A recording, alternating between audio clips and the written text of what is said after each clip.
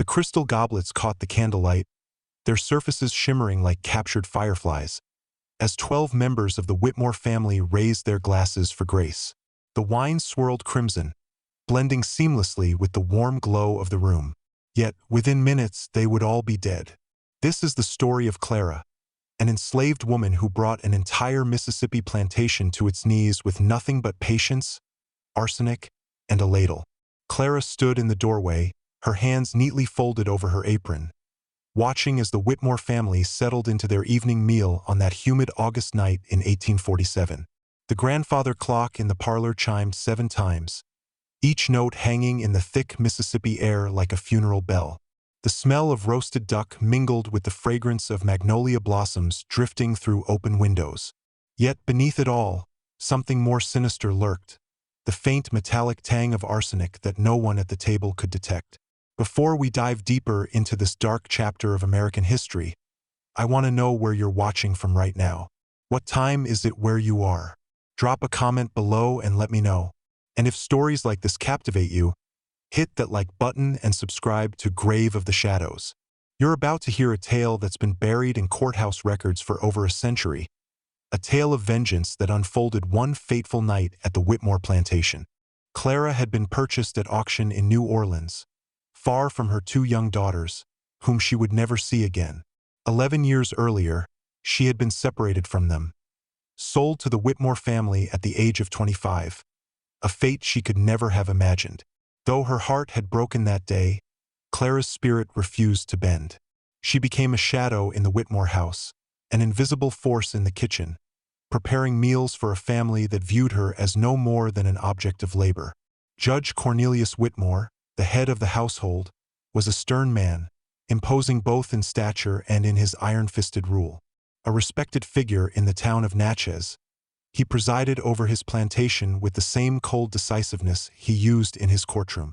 His wife, Margaret, was a woman who prided herself on running a tight ship within the home, managing the 47 enslaved people under her control with what she called Christian firmness.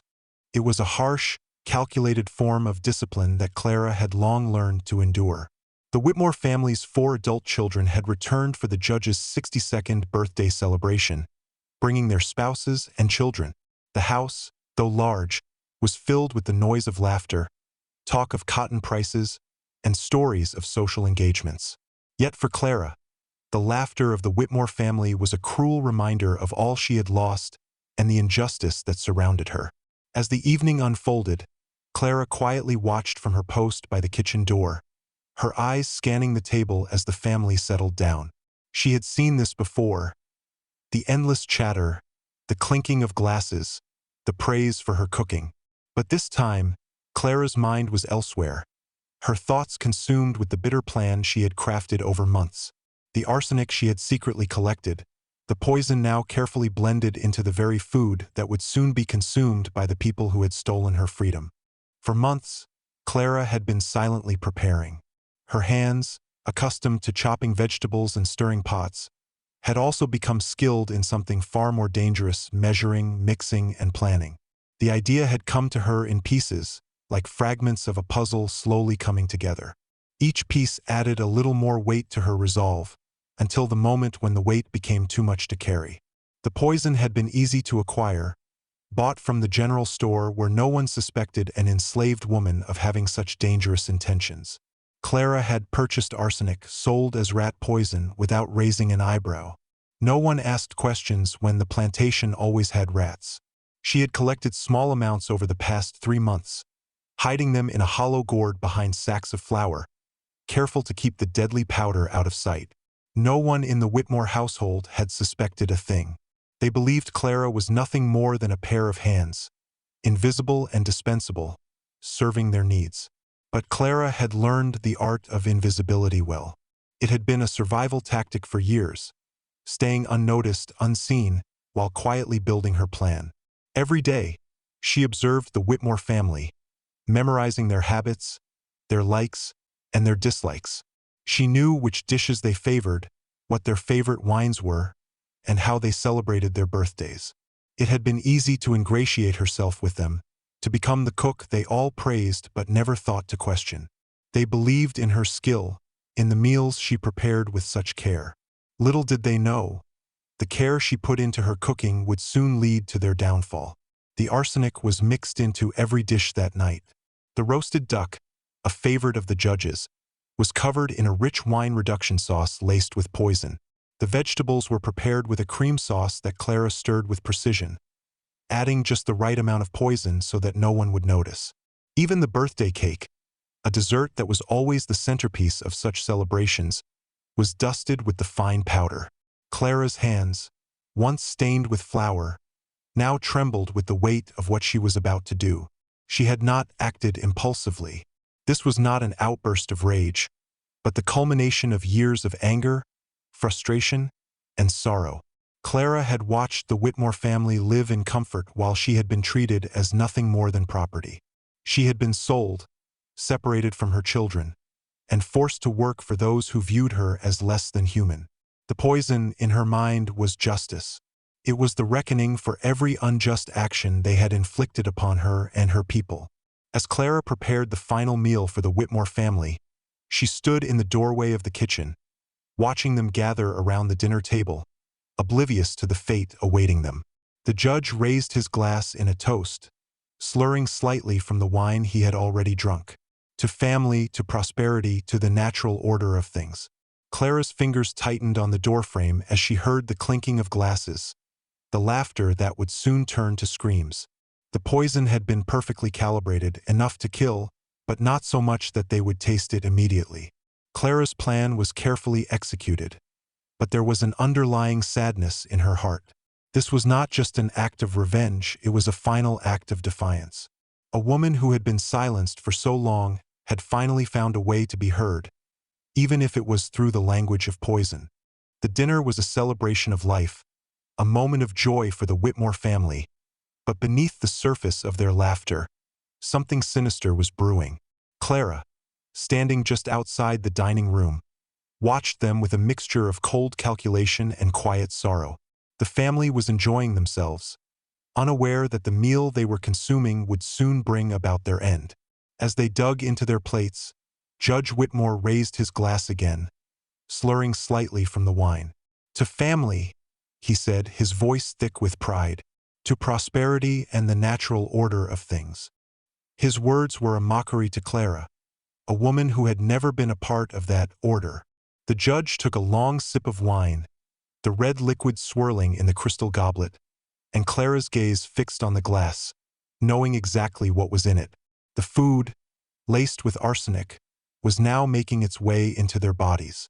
It would take some time for the poison to take full effect, but Clara knew it was only a matter of minutes. The guests continued to eat, unaware of the deadly seasoning that had been mixed into each dish. The roasted duck, with its perfectly glazed exterior, had been drenched in a wine reduction sauce, now infused with poison. The vegetables, drenched in the creamy sauce Clara had so carefully prepared, carried death in every bite. Even the birthday cake, sitting just beyond the main course, had been dusted with poison, sugar, and death intertwined. The youngest grandchild, little Emma, poked at her vegetables with her fork, pushing them around her plate in a way that Clara knew wasn't typical of the child. "These taste funny," Emma said, her voice high and innocent. "Nonsense," Margaret Whitmore replied, her voice laced with the authority of a mother who could never see beyond her own narrow view. "Clean your plate. Clara's cooking is above reproach." Clara's heart twisted with something she couldn't name as she stood there, in the doorway between the kitchen and the dining room. There was no turning back now. Every dish had been tainted. Every spoonful would lead them closer to their demise.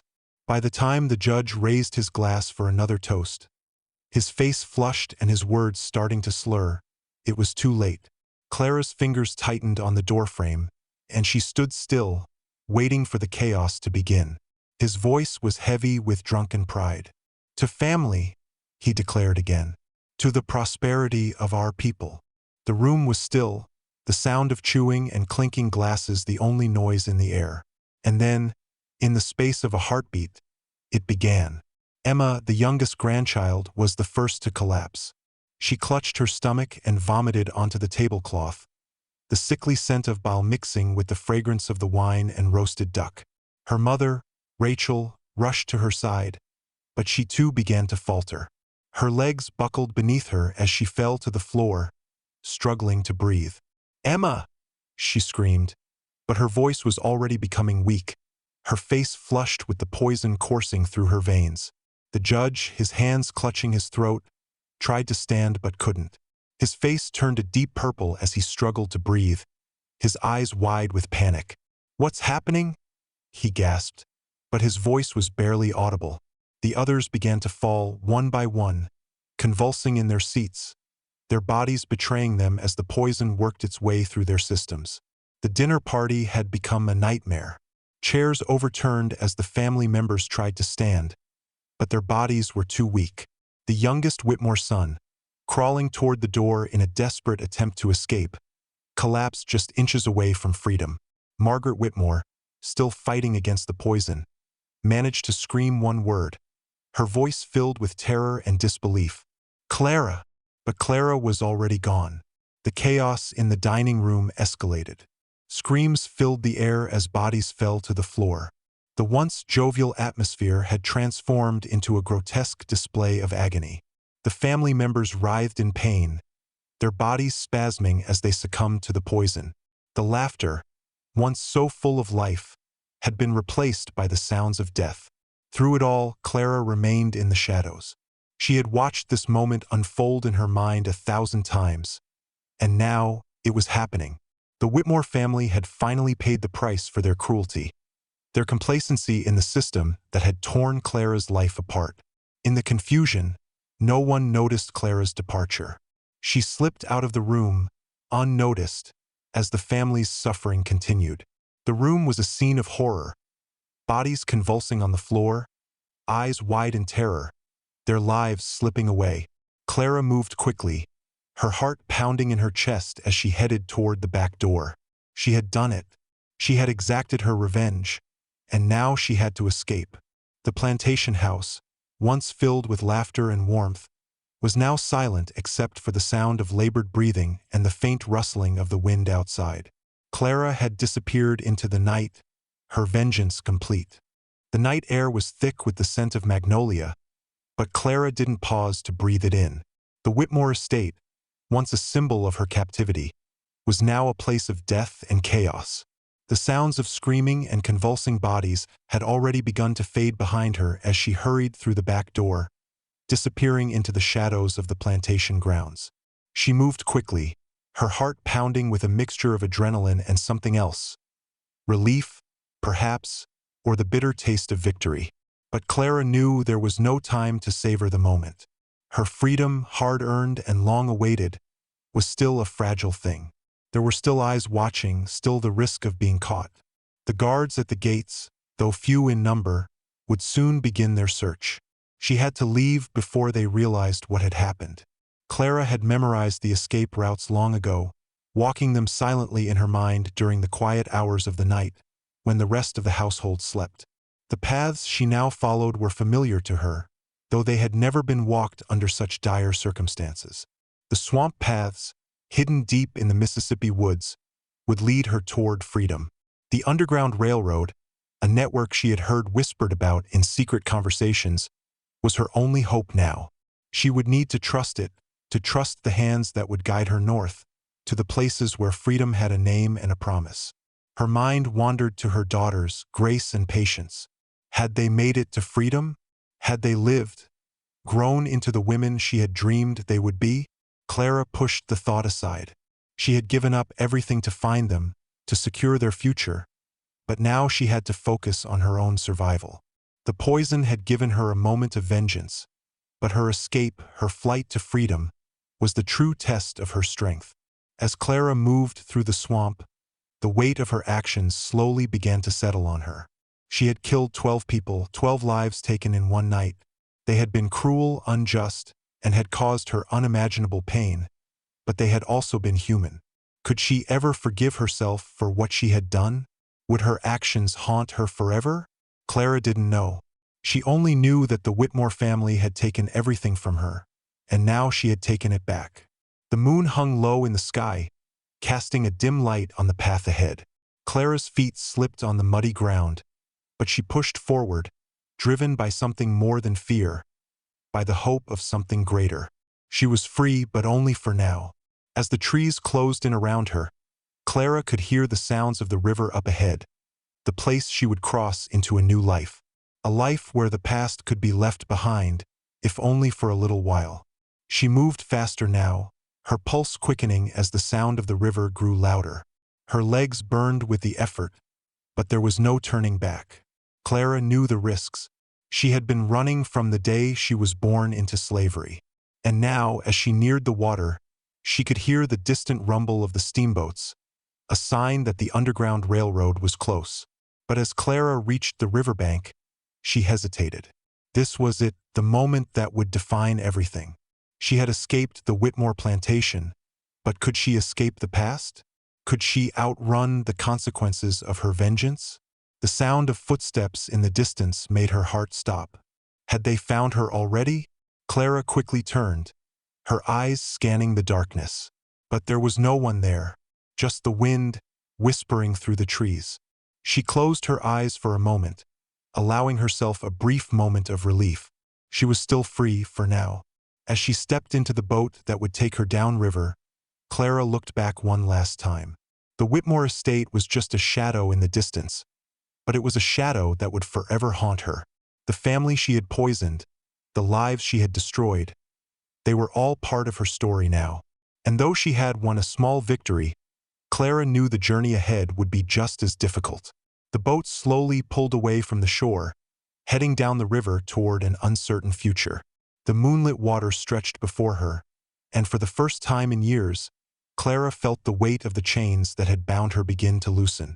She was free, and now, for the first time, she could start over.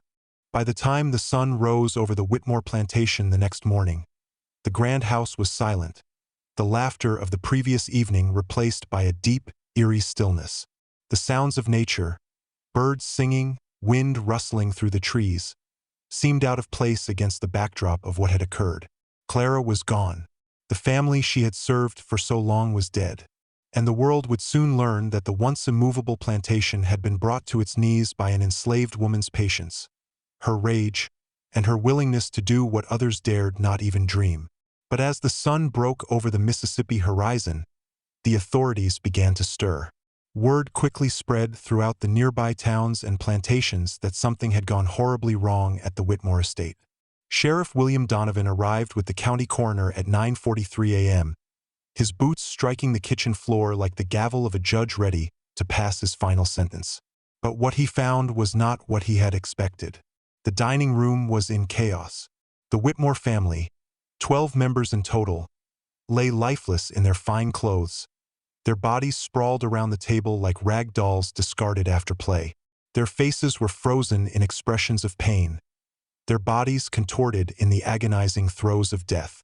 But amidst the horror, there was something else, something that spoke volumes.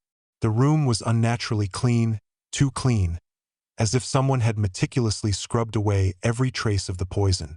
There was no sign of struggle, no signs of an intruder. The crime scene was eerily pristine, and for a moment, the sheriff felt an unsettling calm in the midst of the carnage. Clara's disappearance had been swift, and no one had seen her leave the estate. She had vanished into the night, taking only what was necessary for her escape: a small bundle, a change of clothes, a forged identity, and a stolen $37. But the investigation would begin immediately, and the truth, as it often does, would unravel in the quietest of ways. The household staff, though deeply shaken, quickly began to follow a script they had been taught well over the years: denial, submission, and silence. Ruth, the head housemaid who had been closest to Clara, was the first to meet Sheriff Donovan at the door. Her eyes were red-rimmed, as though she had been crying for hours, but she was the picture of composure when it came time to recount the events. "It happened so fast, Sheriff," Ruth said, her voice trembling slightly. One moment they were celebrating, the next, well, you see what happened. She gestured helplessly toward the dining room, where the bodies lay, still and silent. The coroner, Dr. Marcus Webb, examined each body carefully. His scientific training, honed in Philadelphia, made him an expert in determining the cause of death, and it didn't take long for him to come to a chilling conclusion. The victims had died from arsenic poisoning, an amount so large that it could only be deliberate. The question was, who had prepared the meal? Ruth, still maintaining the facade of innocence, replied with a quiet, steady voice. Clara made the sauces before she left for the day, but I finished the cooking. Samuel carved the duck. Letty prepared the vegetables. It was a half-truth, wrapped in loyalty. She spoke with a calmness that belied the inner turmoil she must have felt. Her eyes never wavered as she recounted her role in the meal preparation, carefully spreading the blame across the entire staff. It was clear Ruth knew that survival meant protecting Clara, even if it meant lying. The sheriff examined the kitchen, which had been scrubbed clean of any evidence. The pantry was well stocked with ordinary ingredients. There were no signs of anything out of the ordinary, save for a small bottle of rat poison tucked behind flour sacks in the back corner. The amount of arsenic in the pantry was minimal, the exact amount that had been recorded in the purchase receipt 6 months ago. The case was growing more complex by the minute, but there was no direct evidence pointing to Clara. But it was the magnolia petal that Dr. Webb found on the kitchen floor, just beneath the counter, that would change everything. Magnolia trees didn't grow near the kitchen. In fact, the only magnolia trees were by the river path, far from the house. The presence of the petal was a clue, a small but significant detail that the authorities couldn't ignore. Sheriff Donovan's investigation shifted focus. It wasn't just about the deaths. It was about Clara. Where had she gone? What had she done? And more importantly, how had she managed to poison an entire family and disappear without a trace? The search began in earnest. The sheriff ordered a search of every cabin and outbuilding on the estate, but nothing was found. No letters, no journals, no signs of a secret life. It was as if Clara had never existed beyond the kitchen. Meanwhile, Ruth and the other enslaved workers remained silent. They were careful not to crack under pressure. They had been well trained to lie when necessary, to become invisible when the world demanded it. The story they maintained was simple. Clara had been sold 2 weeks ago to a plantation in Georgia. It was a lie, but it was a lie that protected them all. They had rehearsed it, and now they repeated it without hesitation. But there was more to Clara's disappearance than anyone could have imagined. Her journal, hidden in a small compartment in Ruth's cabin, would eventually be found. It detailed not only the method of the poison, but also the names of other families Clara had worked for in the past, families who had suffered strange, unexplained deaths. The journal revealed the meticulous planning behind Clara's acts of revenge, her obsession with the families who had caused her suffering. As the investigation continued, the story Clara had woven began to unravel in unexpected ways. Her actions, though justified in her mind, would not go unchallenged. The pursuit of justice, both for the Whitmore family and for Clara herself, had only just begun. The investigation into the Whitmore poisoning continued for weeks, but it soon became clear that the truth would never fully be revealed. Clara had left behind no trace, no physical evidence of her presence, only the silent, haunting knowledge of what she had done. The Whitmore plantation, once a thriving symbol of power and wealth, was now a silent monument to the consequences of cruelty and injustice. The enslaved people who remained, forced to live with the aftermath, could never forget the night that had changed everything.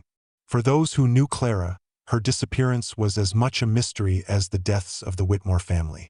Some whispered that she had been taken by the river, swallowed by its depths, her body never to be found. Others said that Clara had found her way to freedom, slipping through the cracks of a system designed to keep her down. But no one truly knew.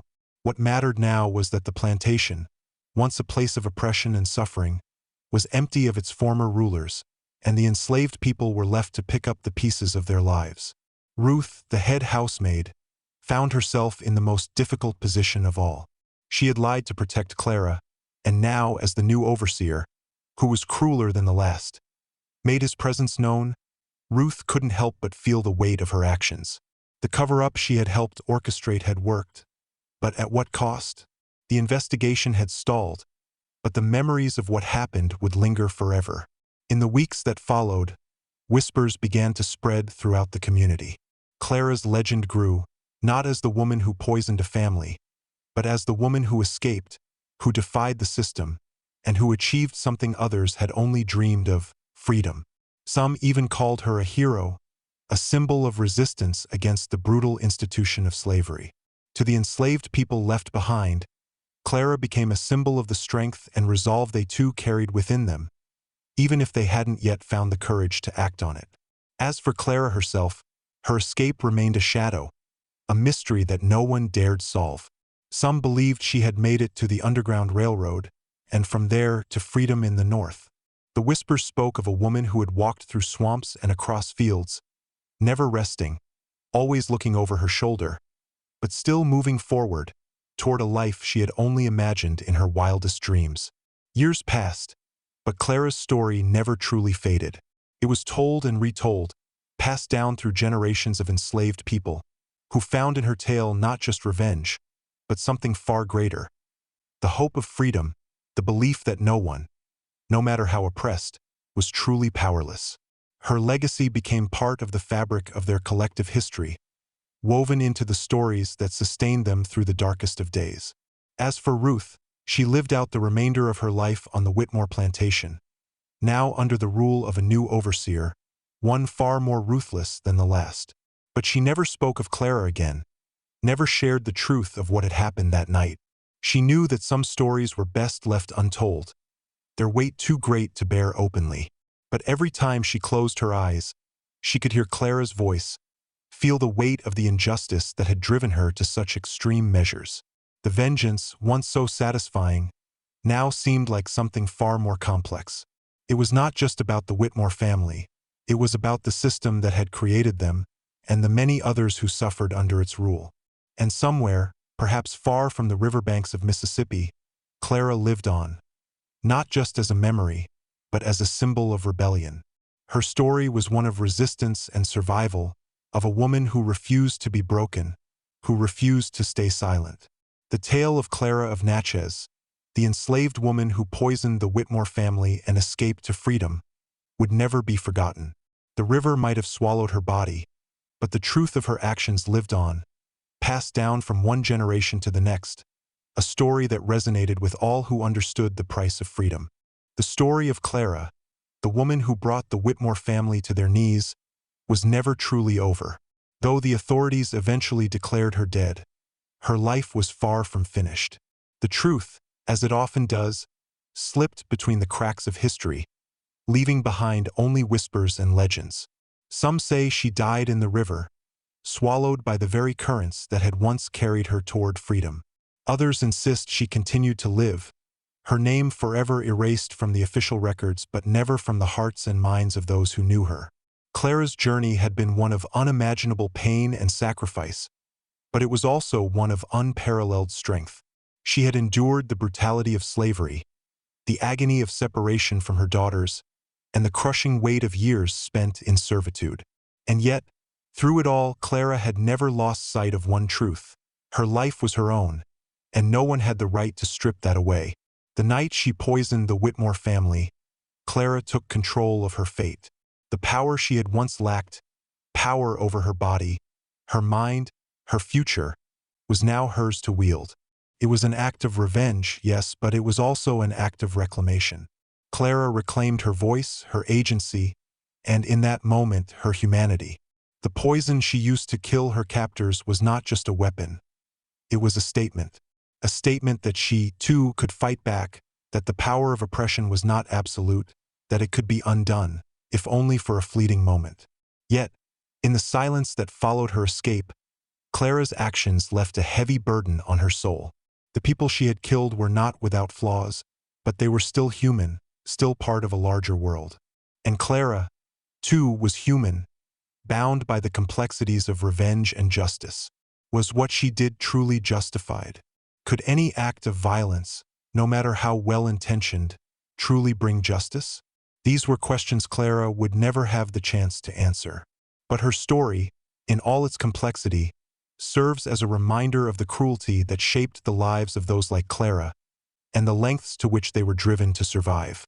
It forces us to reflect on the cost of freedom and the toll it takes to achieve it.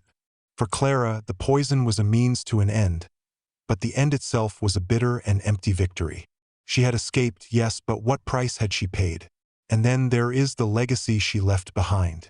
While her name may have been forgotten by history, the impact of her actions lived on. The enslaved people who survived the aftermath of the Whitmore poisoning did not let her sacrifice be in vain. They carried her memory with them, her spirit woven into their lives, their strength drawn from the knowledge that they, too, could one day break free. Clara's story was not just hers. It became the story of all those who had suffered under the weight of slavery, all those who dreamed of a world where they could be free. As the years passed and the world around them changed, the story of Clara of Natchez remained a symbol of resistance, of the silent power that lies within those who have been silenced for so long. Her name may have been erased, but her actions spoke louder than any written record ever could. And so, as the river continued to flow, carrying Clara's secrets with it, those who knew her would forever remember. The poison may have ended the Whitmore family's life, but it had also marked the beginning of something far greater, an understanding that justice, though often delayed and twisted, was possible, and that freedom, though fought for at great cost, was worth every sacrifice.